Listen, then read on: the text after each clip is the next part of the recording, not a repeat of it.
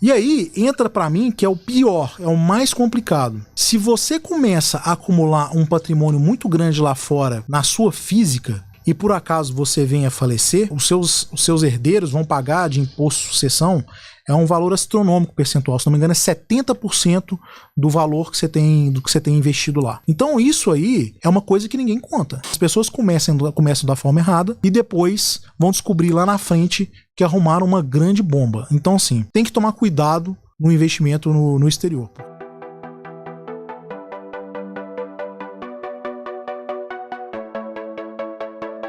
Tem várias perguntas no chat, mas eu vou selecionar do Felipe, ó.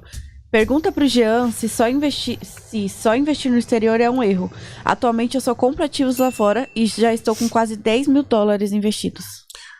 Felipe, né? Isso. Felipe, obrigado pela pergunta. Essa pergunta é importante. Eu talvez eu vou contrariar muita gente. Mas assim, se você quiser usar uma estratégia de dividendo lá fora, sei lá, você mudou, você mora nos Estados Unidos, mora em algum lugar, você quer usar, vai ser perfeitamente possível, porque é uma estratégia que ela é atemporal e também independente da localidade ela vai funcionar e vai te trazer resultados. Agora, as pessoas que estão no Brasil e querem dolarizar patrimônio, precisa ter um pouco de cuidado com isso, principalmente pelo que é vendido, tá? Quando você vai dolarizar o patrimônio, você tem que tomar cuidado primeiro com uma variável que é o dólar. É muito difícil de você conseguir pegar um time certo para mandar esse dinheiro para fora. E a maioria das propagandas que você vê de investimento no exterior acontece justamente quando o dólar está lá em cima. Quando está lá embaixo, você não vê quase ninguém falando. Por que quando está lá em cima? Porque são movimentos de estresse. Onde o governo tá ruim, alguma coisa, não sei o quê. Então, vamos mandar para fora, vamos mandar para fora. E o cara começa a mandar para fora. Bom, quando a pessoa vai mandando dinheiro para fora, né? O que é pregado é que é muito fácil, que é muito simples de fazer isso. Ok, no primeiro momento pode ser muito simples. Mas se você está se propondo a fazer esse investimento lá fora, você precisa acompanhar minimamente essas empresas. E quando eu falo minimamente, é inclusive ler resultados. Se você mal sabe ler um resultado aqui em português, imagine em inglês. Então esse é um ponto que a pessoa tem que ficar atenta. É muito mais fácil a gente acompanhar empresas que estão no nosso dia a dia aqui no Brasil do que muitas empresas que você não tem a menor ideia do que fazem estão lá fora. Jean, mas tem Apple, não sei o que. Não adianta pegar a exceção. Estados Unidos tem milhares de empresas listadas. Então muitas vezes você acaba entrando numa empresa porque paga dividendo, mas você mal sabe o que ela faz, né? Então esse é um outro ponto de cuidado que você tem. Então quando você fez um investimento, mandou para fora, você tem a variável do dólar, você tem a barreira de língua e você tem ainda a questão da cotação lá, então você tem atrelado cotação, mas com dólar, então isso pode gerar uma volatilidade muito grande. Bom, depois você tem que ficar esperto em relação à declaração de imposto de renda, porque esse é um ponto importante também. Muitas pessoas acham que não tem que declarar nada. E aí entra para mim que é o pior, é o mais complicado, que se chama sucessão patrimonial. Verdade. Se você começa a acumular um patrimônio muito grande lá fora na sua física e por acaso você venha a falecer, tá? Você vai pagar você não, né? Os seus herdeiros vão pagar de imposto de sucessão um valor astronômico percentual, se não me engano é 70% do valor que você tem, do que você tem investido lá. Então isso aí é uma coisa que ninguém conta. Então um cara vai mandando dinheiro para fora, vai mandando. Quando ele morre, depois a bomba fica com os herdeiros. Mas qual que é a forma correta disso ser feito? A forma correta é a pessoa constituir uma holding patrimonial lá fora, abrir uma empresa, uma holding patrimonial, colocar os sócios, não sei o quê, e fazer esse investimento. Mas qual que é o problema disso? O problema disso é que para manter essa holding, ela não é barata.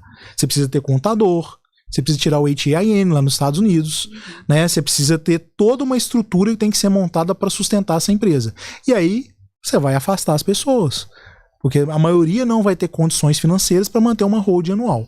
Então as pessoas começam da forma errada e depois vão descobrir lá na frente que arrumaram uma grande bomba. Então assim, tem que tomar cuidado no investimento no exterior, porque depois você pode arrumar um abacaxi aí para sua família. Jean, uma outra pergunta do chat, né, do Vitor. Ele perguntou do Santander e se está em um bom preço. Santander é uma ótima empresa, né? Tem um histórico de pagamento de dividendo bom. Vantagem do Santander também é que precisa mandar dinheiro para a matriz, na Espanha, então paga bons dividendos por isso também, então faz uma distribuição boa. Base acionária também é uma base acionária pequena. E é uma empresa que tem um aluguel alto de ações. Eu não sei se a pessoa já percebeu isso, mas Sambi 11 deve estar a uns 11, 12% aí de aluguel ao ano. Então acaba que é interessante. A empresa apanhou bastante, caiu bastante mesmo nos últimos tempos aí. Teve uma PDD mais alta, o último resultado não foi legal, então acabou assustando um pouquinho o pessoal, né? Então acho que é uma empresa que vale a pena ser estudada. Acho que como banco, assim, bancões são empresas que eu acho que tem que estar sempre no radar se tiver a bons preços. Qual a maior posição da sua carteira hoje? Você pode falar? E qual o percentual que ela representa da sua carteira? Eu vou te falar que eu não olho muito isso. Eu vou chutar. Eu acho que é Banco do Brasil, tá? Acho. Porque eu não fico olhando muito essa questão de quanto tem, quanto vai, não preocupo muito, mas provavelmente é Banco do Brasil, justamente porque eu comprei Banco do Brasil a um preço muito baixo e valorizou muito, né? E aí entra aquela história, nem por isso eu vou estar vendendo, né? Mas isso aí, esse bobear deve representar, sei lá, uns 20, 25% da minha carteira hoje, Banco do Brasil. Teve uma vez a Luísa que falou que tinha 46% em BB Seguridade. Mas é exatamente porque eu tô falando. Ela entrou numa posição naquela época da Covid, a, sei lá, R$18.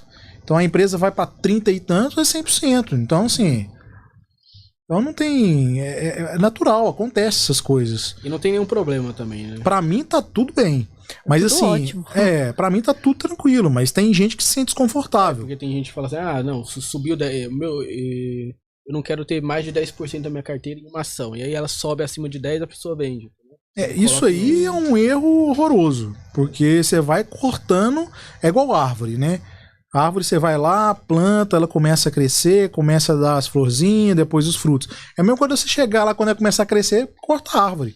O cara começa a cortar. Ou corta pela metade, deixa só um braço, deixa outro não sei o quê. Então, assim, não faz sentido isso. Você vai pegar os que estão ganhando, que tá te gerando uma renda muito satisfatória e vender, Pois eu fico isso não faz feliz sentido. se eu investir em tal empresa. Eu tinha 10%, se tornou 40%, 50%, tem alguma coisa boa aí. Quer dizer que eu ganhei mais com isso. Não vou ficar triste nem estressada, não. Mas é por isso que a pessoa tem que ter uma perspectiva com acúmulo no número de ações. Porque esse tipo de valorização, muitas pessoas acabam enchendo muito, inflando o ego. Né? Então ela começa a falar assim, pô, se eu conseguir então 100% em BB Seguridade, né, o Banco do Brasil, então agora eu posso começar a fazer trade. Né? E aí eu deveria fazer isso. Aí a pessoa começa a girar. Só que assim, você ganha dinheiro na bolsa esperando. E 100% cá entre nós, na valorização, não é nada. Não é nada. Para quem tá 10, 20 anos numa empresa posicionada, não é nada. É zero. Sabe? É muito pouco. É pensar muito pequeno aonde você pode obter de resultado. Agora, tem aqueles também que começam a ficar com um pensamento assim, nossa, tá 45 Banco do Brasil, de repente agora caiu para, sei lá, 18, devia ter vendido. Então assim, você tá rico, você tá pobre, rico, pobre, né? Porque o cara fica naquele estado de espírito, né? Aquela volatilidade e humor. Por isso que tem que focar no número de ações.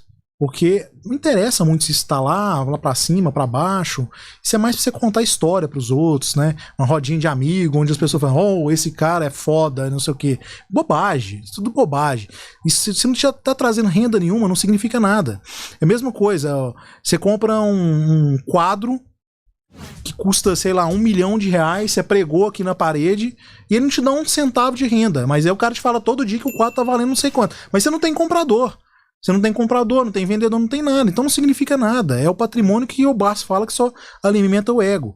Então a gente tem que trazer uma ideia que você pode estar na bolsa que, como consequência, vai te trazer momentos de valorização e essas valorizações podem ser muito altas, mas não se engane.